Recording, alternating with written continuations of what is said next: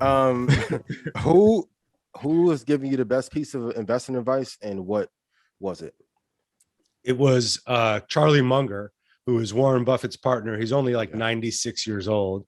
Interviewed him a couple of times when he was like 88, a young man. Amazing. And Charlie, I don't know if you've ever watched any of the Berkshire Hathaway annual meetings. He sits there, like a Jedi, barely says anything. Every once in a while, he'll pipe up with something, and it'll be the most incredible, simple, perfect idea or thought for the moment.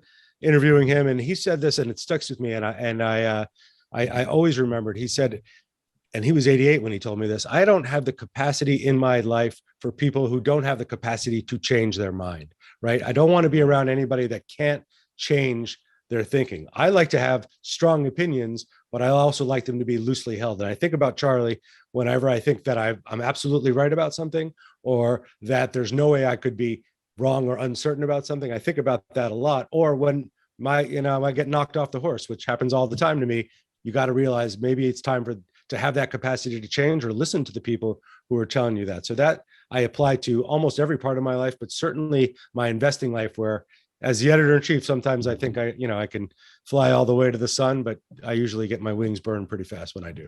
I love it. How often are you updating information on Investopedia? I know it must be tedious and it's a meticulous process, but how often are you updating? What's that process like? Is there a team that's coming in? I mean, every time there's new information, you guys have to update. So what's that process like?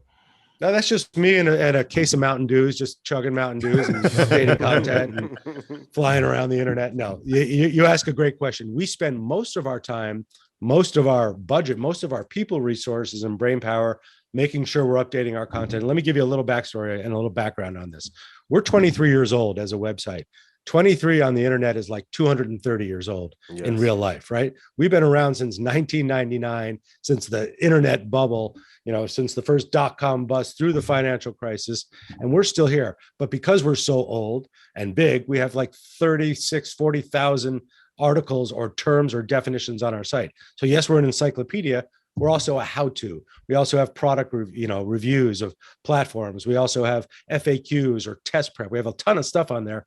But the best thing that we could possibly do, because very few people used to come and hang out and browse through Investopedia, very few people do. Most people come in the back door, side door, bottom door, attic door, right? They're coming through Google, they're coming through Bing, they're coming through Yahoo, because they asked a question. They have intent. We have a lot of those answers, but we have to make sure that those answers are updated frequently by experts who know what they're talking about, fact-checked and verified by other experts who make sure that those experts know what they're talking about, and then timestamp with that new information that lets you know when it was updated, why it was updated, what's relevant about the update, so we can stay on top of it. Now, some people might just want to come in for what is PE ratio, which that definition is there. It's been there forever, does 5 million visits a year or more. But we'll also every once in a while add a new example, a case study, maybe looking at an Amazon or looking at a stock that we want to break apart to help educate people. So we spend a lot of time updating every single piece of content, so it's the freshest and best answer for our readers and the people who are searching for information. They have intent. We have answers. That turns out to be a pretty good business that's lasted 23 years.